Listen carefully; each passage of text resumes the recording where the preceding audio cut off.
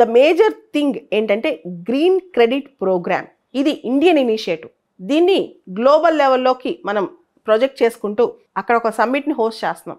రీసెంట్గా అక్టోబర్ నెలలో government ministry of environment వాళ్ళు దీనికి సంబంధించి నోటిఫికేషన్ ఇచ్చారు. Ministry of environment, forest, climate change. Government ఇది ఒక వాలంటరీ ప్రోగ్రామ్ లాగా, ఒక ఇన్నోవేటివ్ ప్రోగ్రామ్ లాగా భారతదేశంలో ఆవిష్కరించిందనమాట. ఎవరైతే ఇండివిజువల్స్ కానీ, కంపెనీస్ కానీ, ఎంటిటీస్ కానీ గ్రీన్ క్రెడిట్స్ కోసం అంటే ఎన్విరాన్మెంటల్ ప్రొటెక్షన్ కోసం పోరాడతారో, వాళ్ళు ఒక పాజిటివ్ ఎన్విరాన్మెంటల్ కంట్రిబ్యూషన్ చేస్తారో, అంటే పర్యావరణానికి సంబంధించిన ఒక పాజిటివ్ కంట్రిబ్యూషన్ చేస్తారో వాళ్ళని గుర్తించే ప్రోగ్రామ్ అనమాట. దీనివల్ల ఒక కాంపిటేటివ్ మార్కెట్ బేస్డ్ అప్రోచ్ కూడా తయారవుతుంది. దాంతోపాటు డైవర్స్ స్టేక్ హోల్డర్స్, ఇండివిజువల్స్ కావచ్చు, ఇండస్ట్రీ కావచ్చు, ఎవరైనా కావచ్చు, వీళ్ళందరూ కూడా ఎన్విరాన్మెంటల్ ప్రొటెక్షన్లో భాగస్వాములు అవుతారని. ఈ ప్రోగ్రామ్ పూర్తిగా వాలంటరీ అనమాట. ఈ గ్రీన్ క్రెడిట్ ప్రోగ్రామ్ అనేది పూర్తిగా వాలంటరీ అని చెప్పొచ్చు.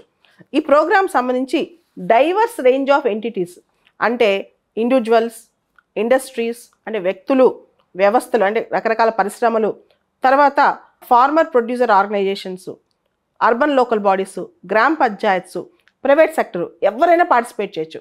ఎవరైనా ఈ గ్రీన్ క్రెడిట్ సర్టిఫికేట్స్ పొందొచ్చు అనమాట. ఈ గ్రీన్ క్రెడిట్స్ వీళ్ళు ఎన్విరాన్మెంట్కి ఏదైతే కంట్రిబ్యూట్ చేస్తారో దానికి వీళ్ళకి సర్టిఫికేట్స్ వస్తాయి. ఈ గ్రీన్ క్రెడిట్స్ అనేవి ట్రేడబుల్ అనమాట. మార్కెట్లో వీటిని అమ్ముకోవచ్చు, కొనుక్కోవచ్చు. సో ఇంత అద్భుతమైన ఎంకరేజ్మెంట్ చూడండి. సో ఈ గ్రీన్ క్రెడిట్కి సంబంధించి అప్లికెంట్స్ వాళ్ళు చేసే పనులు వెబ్సైట్లో అప్లోడ్ చేయాలి. ఏవే పనులు చేయొచ్చు? వాళ్ళు డైవర్స్ యాక్టివిటీస్ చేయొచ్చు.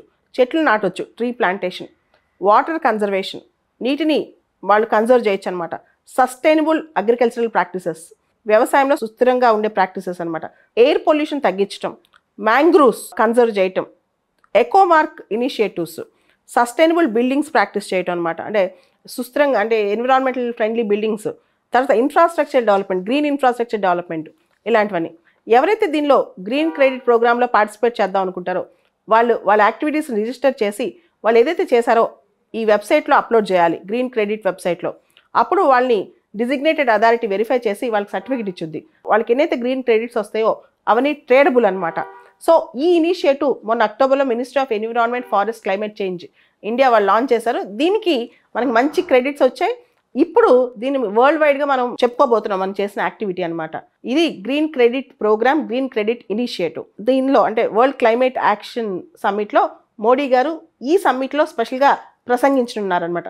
ఇది చాలా ఇంపార్టెంట్ గ్రీన్ క్రెడిట్ ఇనిషియేటివ్, ఆ గ్రీన్ క్రెడిట్ ప్రోగ్రామ్.